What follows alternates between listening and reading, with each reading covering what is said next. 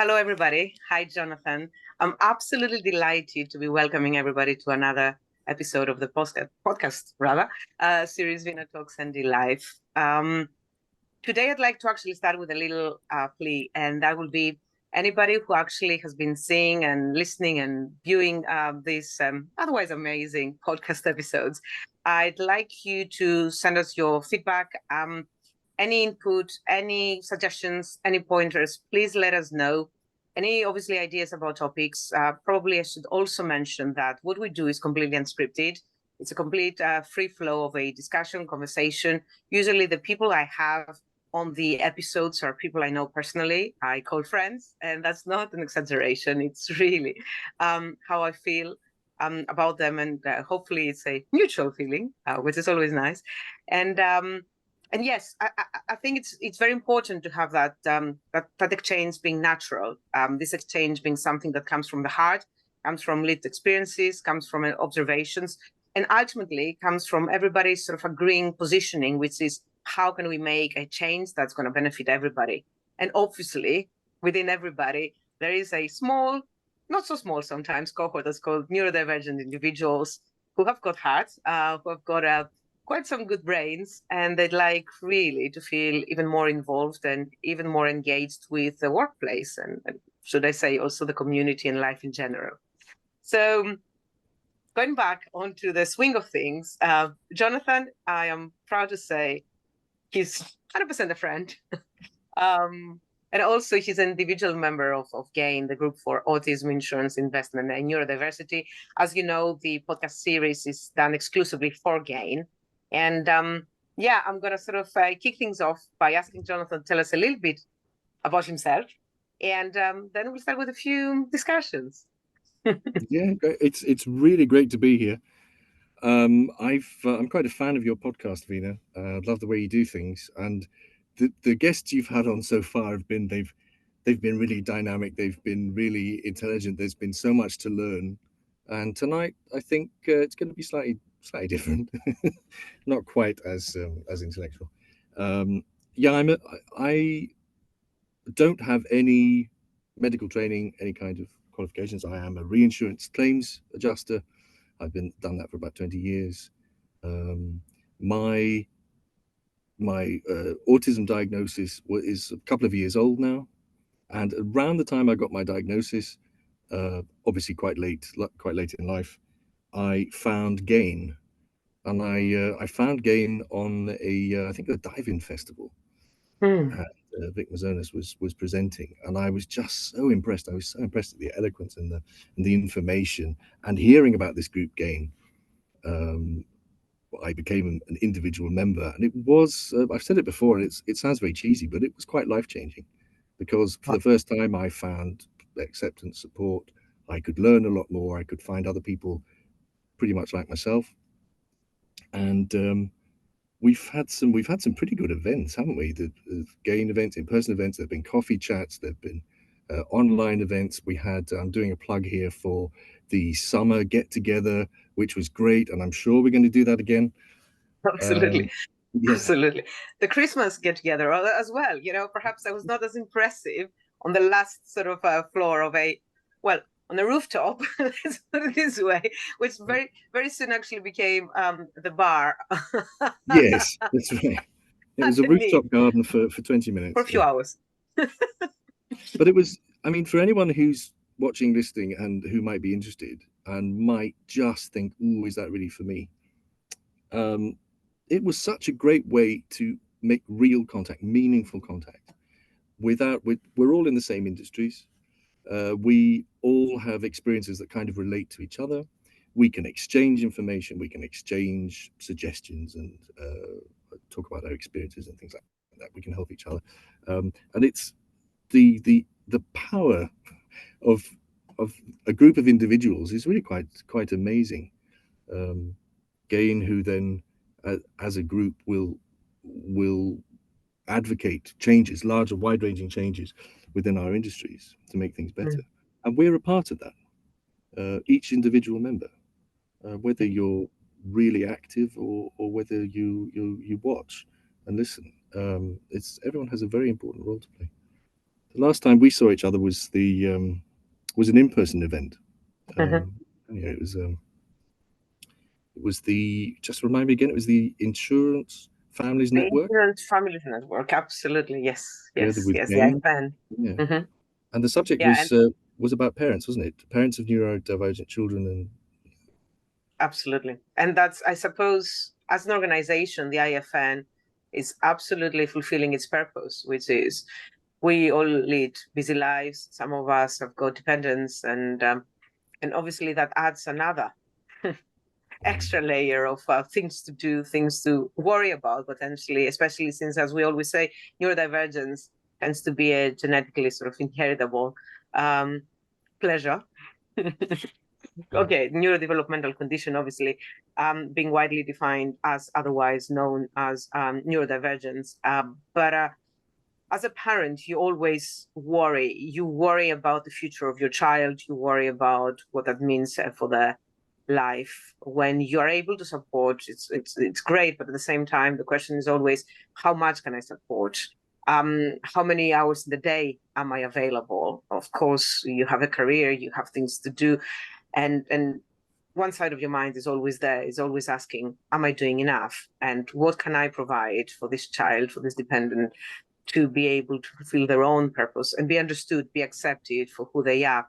I find that connection really amongst neurodivergent individuals becomes glorified and enhanced when we do find something that connects us.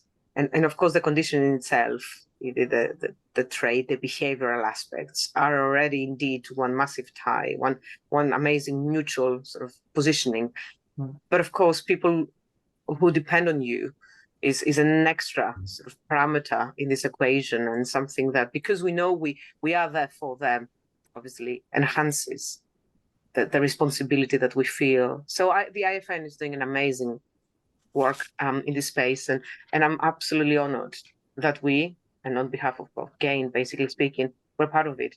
But let's take it back to us, to us as neurodivergent, to us as people who kind of didn't know each other before GAIN, and then suddenly through GAIN we got to know each other, and we got to sort of feel very strongly about each other's sort of case. We often exchange about life, really, the things that come our way, and how we sort of respond to that, and whether we feel empowered, whether we feel accountable, whether we feel guilty, whether we feel like we shouldn't really be sharing, oversharing, or any of that. And I always look at you because what you offer is really so deep, so rich. And what I really admire and absolutely fascinating is the fact that you always say, don't take what I say as as an advice even. And what you really always say is much more than advice. It's absolutely amazing. So enlighten us. Just tell us what you are thinking of. Well, buckle up then. The next 16 hours of thank you. That means a lot. And you know what? There's I do feel that. I do feel that maybe a slight sense of imposter syndrome, and I think a lot of neurodivergent people who've grown up without a diagnosis and then have that later in life, I think that's quite widespread, quite common. And the tendency to believe that everyone else knows everything and can do really well except me, I think that's quite common too. When I think of the GAIN contact and the in-person meets that we've had and the coffee chats, I do just want to say I've never ever come across an unsupportive so far divergent individual. It's the most supportive, open, constructive group of people I've ever met, and that's so important because if we're talking about driving change in our industry and at work, it permeates all aspects of life. At home, who are we really? Can we be confident in ourselves, and can we use that confidence then in our work to create better conditions, to do the best possible work we can, to forget all the peripheral stresses and stimuli and things like that. And we can do that with and to each other. And We do. That's really quite the amazing thing. You talking about parents and things like that, and the thinking on behalf of others and having little people that you kind of have to protect and things like that. Well, we do that for each other, and we can accept it as well. We can accept nice things being said about us. Yeah. There's you mentioned guilt as well, because I think there's that's such a huge topic, and that's something that occurred to me during that event we were talking. I just mentioned just now. Listening to some people express, not in as many words, but between the lines, express a sense of guilt that they may not have done the right thing by their own children or by themselves, and it was intertwined with a sense of shame. That's how it came across. And I was thinking since then, um, shame shame maybe to a greater extent, and a sense of guilt maybe then towards others. That plays quite a part in neurodivergent life. I'm not generalizing too much because obviously everyone will have their own experience, but uh, we almost are conditioned to feel ashamed over the years as we're told, stop fidgeting. Come on, hurry up. What's the answer? Don't blurt out all the answers. Let someone else have a go. All of those things, and you grow up thinking, oh gosh, really, what's wrong with me? Why can't I learn? And with shame, then can come guilt. And so, how do we come to terms with that? How do we let go of the feelings of shame and guilt? And how on earth do we do it? Guilt towards, I don't have children, but guilt towards your children, that you that this extra scary layer of am I doing the right thing by my child? I mean, I can only that blows my mind. I can only imagine what that must be like. Wow. Well, I call myself weird, and I call myself weird because my 8-year-old actually called me weird but happy, a few months ago, and I thought, I'm gonna keep that one for forever, whatever ever I've got left in me. But that is a nice way to sort of put things in perspective and kind of say, no more guilt, no more shame, because let's celebrate being weird. There's not weirder, there's not weirdest, really. So let's accept it as a new little cohort that basically people can feel comfortable in being.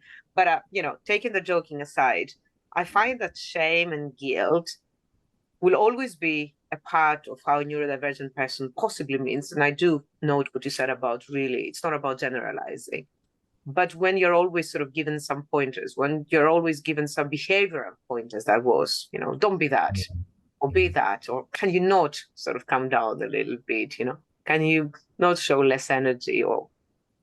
And then one day when you decide to show some less energy, there's always somebody who actually says, where's your energy? I think, okay, I don't quite know what I should be doing.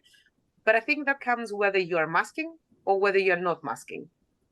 Because the inner feelings, those inner feelings are part of you, whether you show something or you choose not to show something to the outsiders.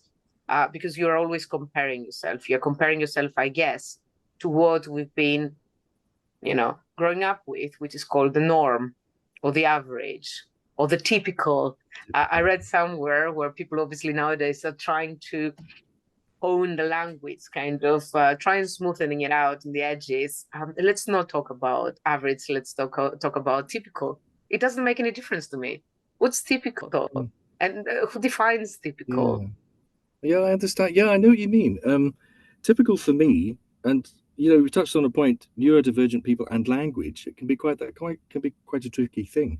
Either we can tend to be very, very specific, or in my case, sometimes so overgeneralized. I can't find the specific word fast enough, so the next best word just has to come out of my mouth.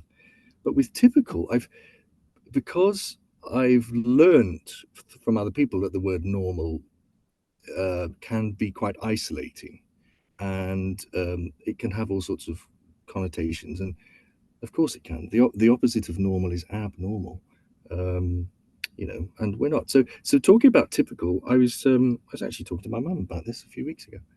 Typical is sort of easy to understand, as in it's the sort of the most likely outcome, the typical. That's what would happen. What would happen 7 times out of 10? Typical. I think it's quite inclusive language. It's not as hurtful as people who've maybe grown up hearing, oh, you're not normal.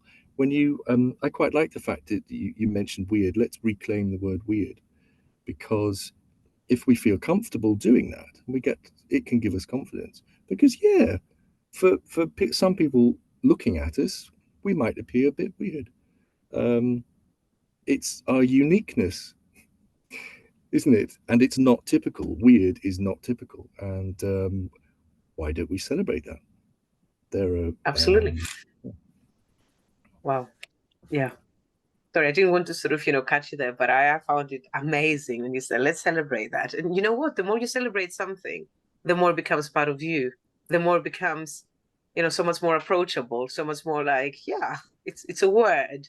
In the same way as, normal came to mean that, or typical now is kind of steadily almost replacing normal. And I find that I agree, actually. You help me now just process this inclusive of, the inclusive sort of sense or potential notion within typical in being way better, superior in a way, in its helpfulness sort of, levels compared to normal.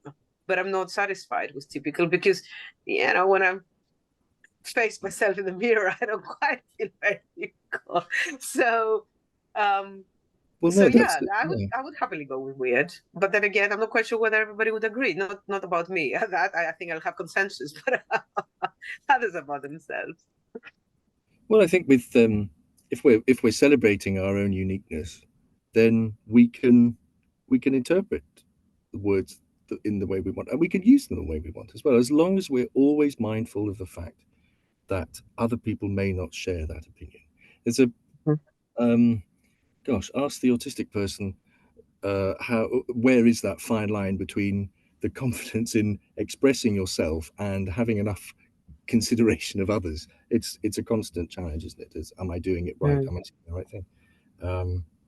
But weird, yeah, why not? We'd be whatever we like, and it's great. And the key is always communication, isn't it? And again, just going back to GAIN, GAIN is raising awareness of neurodivergent conditions within our industry. And as I said before, we individuals can play our part every day, every part of the day. We don't have to be standing at Hyde Park Corner banging the drum. We show by example. We can educate in little doses, telling other people what various neurodivergent conditions are, telling people maybe a little bit more about ourselves, and demonstrating that we're able to do the job. We're able to get things done. We might need some adjustments. We will need some adjustments. But the conversation is already started. And if we all keep it going, it's one of those discussions that really never stops.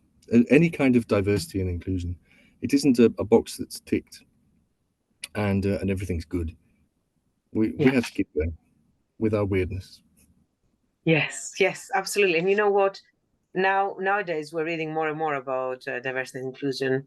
And of course, we're getting to read a lot more in the press about the US and how DNI or they, different ways. But anyway, it come to be associated by certain movements, which sadly have been treated as ephemeral, and even more sadly, have been treated as the replacement or a proxy, which for some people tends to be somewhat unfortunate, for meritocracy. The way that I've always seen personally, but then again, it goes back to what you just said with us, and thank you so much for doing that, which is really the interpretation, how you choose to interpret things, and whether you choose to live by that interpretation. So we showcase by doing it, by acting it, by being it. So for me, it's never been a replacement of meritocracy. What has been, however, about was enhancing their meritocratic pool of individuals who you can actually choose from. So yes, you can be absolutely amazing in how you choose based on qualifications, criteria, skill sets, attitudes. But if the pool is limited to one by one, whereas if you were to add those other people who, let's face it, traditionally we haven't actually been able to fish from their pond because we fish from the, I don't know, sweet water, whereas they live more in the salty water kind of area. So essentially, it's how can we raise awareness, make sure we really understand what research means, what due diligence means, what talent identification means. Talent identification cannot sort of change the fact that we keep on looking amongst 10 people, but identification will definitely be enhanced and augmented when you consider the other 10 people, and that pool becomes 20, out of which you can then pick and choose. And by that picking and choosing, so this identification is going to be educational insofar that you are prepared to acknowledge different parameters that we haven't really historically considered. Absolutely, absolutely agree. And there are sort of two prongs, aren't there? It's the from both sides, from both directions at once, is the openness to consider people who you haven't considered before when we're talking about recruitment and things and opening up the industry and getting the best people for the job, and also through that raising awareness and, dare I say, the role modeling, you being living proof of the capabilities, not just the restrictions that neurodivergent people have, but also the capabilities and the uniqueness. You are then advertising to a whole pool of people in that saltwater stream who may have thought, well, gosh, insurance, it can't be for me, or who've maybe struggled elsewhere. When the discussion goes on and on and on and on and reaches more and more people, and it takes such a long time, maybe to go around the world, but it does, then no one loses out. You only get winners, really.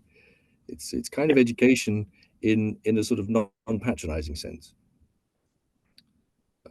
Raising awareness. I prefer sort of the term or the concept of raising awareness over education. Education is pointing at someone and saying, right, you listen now, and I will dictate to you the following things which you will learn. We're just showing people who we are and what we can do. Exactly. And with that pool of talent, yes, gosh, I can't remember the statistic, but wasn't it, however many years ago, it was 4% of diagnosed autistic adults are in full-time employment. Was it 4%? Absolutely. So it's a tiny percent. I mean, obviously, But quoting then, statistics for the now might be a little bit risky, but it's definitely negligible in amount, and that's exactly what we need to base a discussion on. Yeah, go ahead. Well, yeah, no, you're quite right. Quoting a statistic when I don't know it is basically just making it up. But when I think I wouldn't have fallen under that statistic until 2 years ago, and I'm sure there are lots of other employed people who are neurodivergent, maybe don't know it yet, or do know it, or have an idea but haven't disclosed it, and some will struggle and some won't. And I don't know where I was going with that. No, it completely resonates, and I know where that is going to. That's going to why don't we disclose? Why don't we know?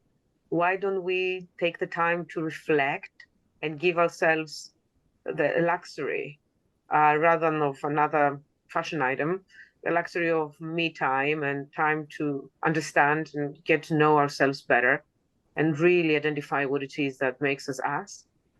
And whether, going back to weird, whether weird ultimately is a slightly better way than calling ourselves disabled or admitting to the fact that, in terms of legal, the face of law, let's put it this way, neurodivergent people have been categorized under disability sort of, action, and to help. And I do appreciate that it has to start from somewhere. But there's times when I've noticed that in applications, and I don't think I've still brought myself to ticking the box. And that's not out of guilt, shame, or or anything else. Oh my God, no, I want to keep on masking or whatever. It was really simply because I thought I'm cheating if I quote yes, because I don't feel that I have a disability. I don't know. I mean, what's your views about disabled and neurodivergent? It's a really good question. Are we disabled? And the answer is yes, we're not. um, legally, I think it's a protected neurodivergence is a protected characteristic under the Disabilities Act 2010 here in the UK. And as you say, shame, guilt, especially if we've been diagnosed later in life, we've gone through many years without having been classed as disabled. The guilt that there will be someone out there who is more disabled, who fits the description, and are we cheating the system? Are we taking too many liberties? Are we asking too much? What will people say? Will people tut? Will people look and say you're not disabled? I think a lot of people listening and watching, your audience, will be aware of the sunflowers lanyard, which is you don't have to apply, you don't have to have a doctor's note to get one. You buy one, and optional with little tags if you want to provide someone with a bit of information if you're struggling out in public. And it is a sign of a hidden disability. So it's there in the word. And the fact that I have that with me, I ordered one. I wrote, has my photograph on the back and has my details. It is a sort of an admission that, well, yes, it is a disability at times. And I need this. I have this, I carry this everywhere with me. And whenever I need it, I just pull it out of my pocket. And sometimes I have to show people, sometimes I just sort of play with a ribbon, and people who are trained, people in shops or railway stations or trains are trained to recognize. That's the great thing about the sunflowers lanyard. And it applies to all sorts of hidden disabilities. So I'm admitting to myself and to those people in the station when I flash this, yes, I am disabled. And again, it's the conversation, the dialogue that we should all be having is there is no hierarchy within disabled, within disability. There's no worthiness or unworthiness. There's no sort of just slipping in under the door, just under the wire, just if we're weird in our ways and we're celebrating our uniqueness, then we can each of us think about how disability applies to us and actually be really honest with ourselves. Just say, yeah, there are times I need it. I need this. I need help. I need assistance. I will have a screaming meltdown if things get too much. And I also need the possibility of making that public, of showing people I'm not just a crazy old man who's running around. Help. Someone give me assistance. Yeah, as you say, ticking the box. It's like if you're well, with an application that you mentioned disclosure, and it's a very, very difficult thing, especially if you're applying for a job, but if you already have a job, and maybe you're a few months in, maybe you've passed the probationary period, and you realize you need to disclose something for your own health. We're sort of getting back to the feelings of shame and guilt, and it always plays a role. It sort of kind of permeates. Not with everyone, but often. And this is things that we hear. How are other people going to take it? Have I been lying to them? Will they be angry with me for not having disclosed? Or if I disclose, will it ruin my career chances? And that last one is something that we have less of, and less of a holdover. We have less of a say over that, over our career chances. But that is something then that, as a group of individuals driving forward the conversation with our industry, that is something that will improve as time goes on, as the years go on. But disclosing a disability and feeling guilt and shame for having done that, I disclosed here. My personal experience has been quite mixed, which I think is realistic. The disclosure has worked very well in some instances and a little bit less well in others. And that's kind of life, because it isn't all rainbows. Some things don't go quite as planned, do they? But having disclosed and having this in my pocket and telling myself, I give myself the power and the authority and the approval to use this when I need it, to accept disability, um, is a very powerful tool. It's great for my mental health. I don't have to mask quite so much. I don't feel I don't feel compelled to perform all the time and to perform for everyone else. It's more about taking things back for myself. Beautiful. Honestly, you made a point about educate, and I would agree. Let's use to inform. So by carrying this around and showing that to people, there will be some people who already know exactly what the usage is and what the power is. Use the word power. It empowers you. It gives you a reason. It gives you the extra support. Rather than carrying a big manual or something recorded to, it's a tiny little thing, and it can be quite subtle for those who are already sufficiently trained, informed. If only I could easily and universally, so to speak, of educated enough, with education being what education should have been before we kind of lost the plot on the way, and education became the means for a career, a job, employment, and money making, forgetting almost that education is all about filling our mind and our hearts with some ideals, with some values, with some positions and things that we want to sort of share and contribute to our society, community, to better ourselves within it by being a citizen of this community of kindness and of understanding and of, and of purposeful exploration. Sadly, we've lost them in the way. I think now we have an opportunity to sort of reclaim it, simply because for some people, education it's no longer the means to stardom or success or money making. We have influences for that. For the entrepreneurs, we have people who basically, come out of education. Not at all. There will be, again, obviously entrepreneurs who've gone to PhD degree, but you don't need, obviously, the formal education. So education is now almost losing the shine of the meaning that's been gaining the last 100 years. And here's a golden opportunity. The golden opportunity is basically telling us, would you rather to take it back to basics, to being the kind of instilling of curiosity, critical thinking, appreciation, philosophy, and why not? Creativity. And that is the education we want to increase. The approach of and the appreciation for. And whilst we're trying to do that, let's call it raise awareness, let's call it informing one another. Another thing that I'd like to really sort of, slightly dwell on. Yes, of course you can. So it's just that because with that's a completely education. different thing. Sorry, Yeah. you're about to, because I did want to address that with the education, because I never thought of it that way.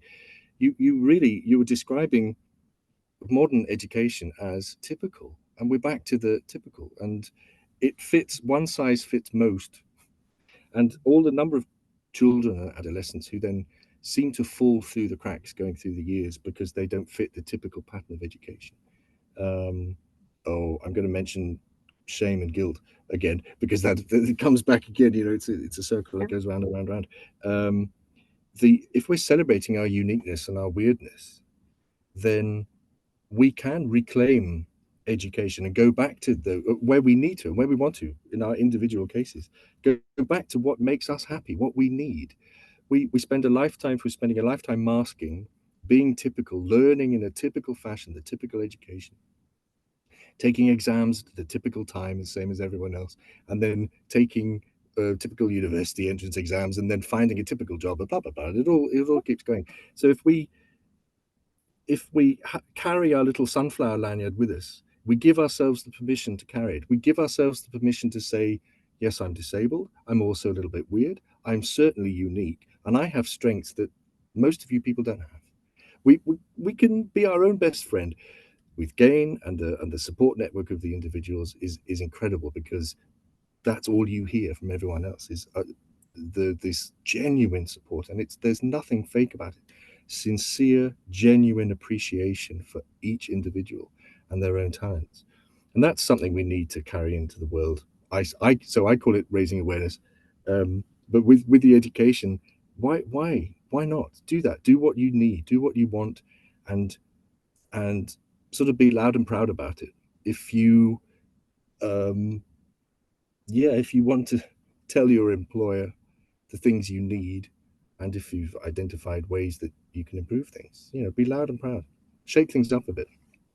Not always easy, not always rewarding, but collectively we've started doing it, and we'll keep moving on. Collectively.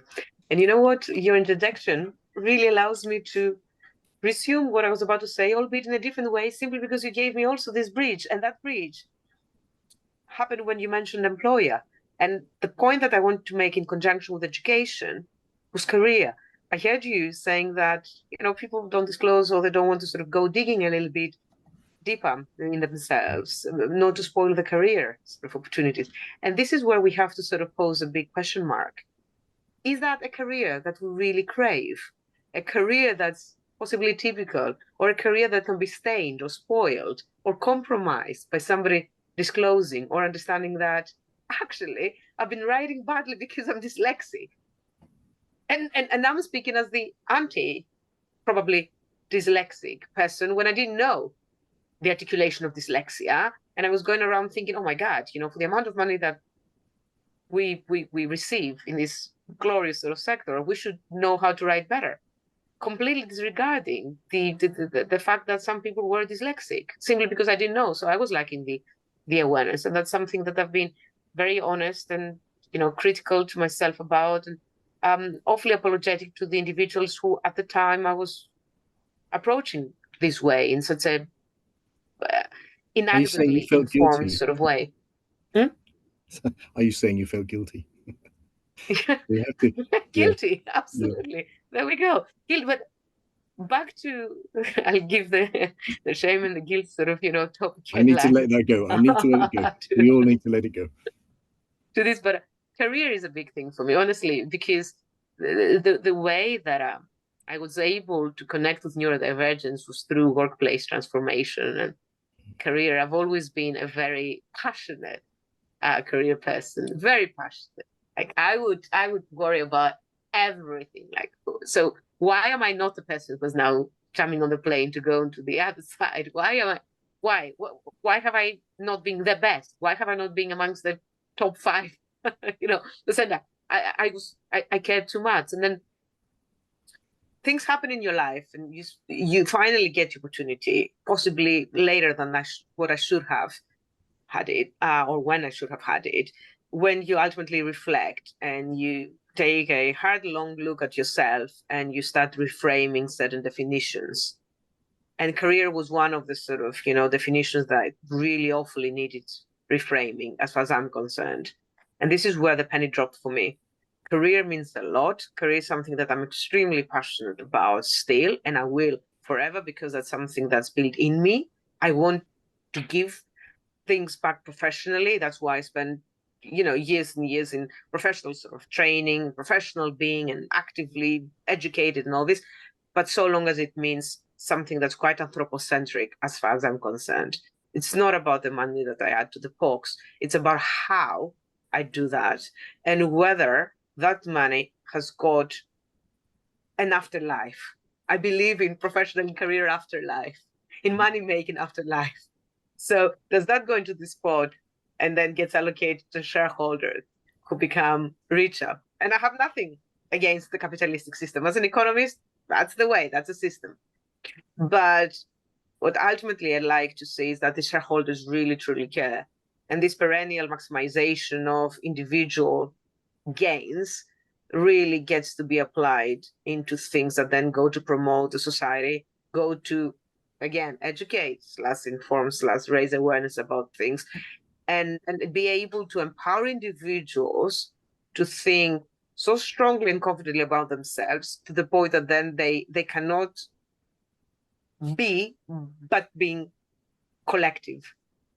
And this is, I think to really truly be collectively minded, to really believe in the so-called collective intelligence, you have to have mastered, again, I believe, possibly wrongly, the appreciation of your own strength individually, in order then to feel how important it is when you put together with others. And this is the point that, for me, career is all about. That's pretty cool stuff. And yes, I absolutely agree. It goes hand in hand.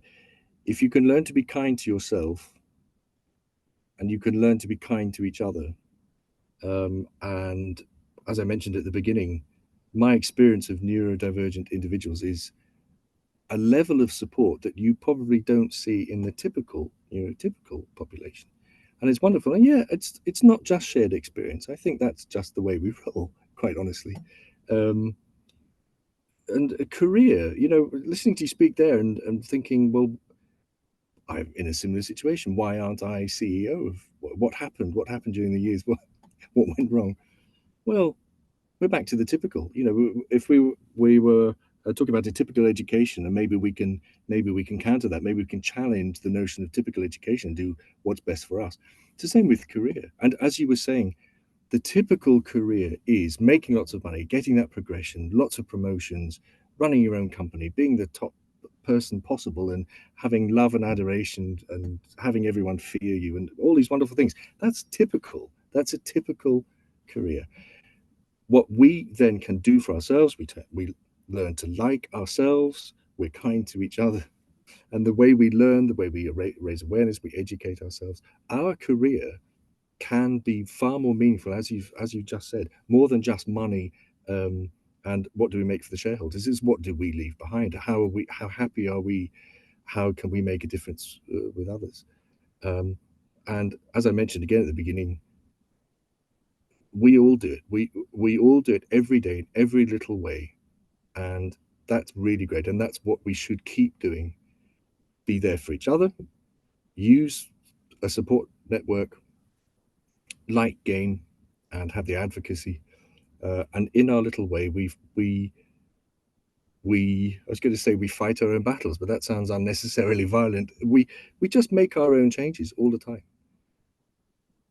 Yeah, and we create our own superpowers. Or do we have superpowers? I mean, that's okay. I'm adding another sort of parameter to the discussion, I guess. But is that a superpower, or is it really a super need to belong, to be seen, to connect, to truly connect,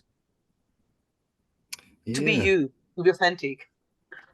Oh, that's great. So yeah, unique, authentic, weird. I hope that's not triggering people, because I know some people use the word weird in a negative context, but it's something we can celebrate. If we're not typical, then we are unique. We have our own strengths. And yeah, superpowers. I've always sort of tripped over the word superpowers, because I wonder if it's meant slightly patronizingly. I've heard it sort of television or certain conversations. Oh yes, superpowers. When I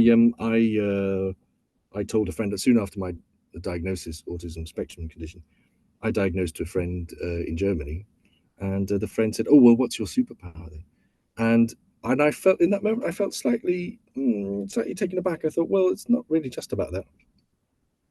The superpower, I can't fly and I can't look through walls, but I have great attention to detail. I can think very clearly at 4 o'clock in the morning. I mean, what happens with? I can tell you anything about ABBA, if the music group, if you ever wanted to know that, I can tell you things about that. But when we were just considering then disability, typical, superpower, sometimes the words they fail us a little bit because they're not quite accurate.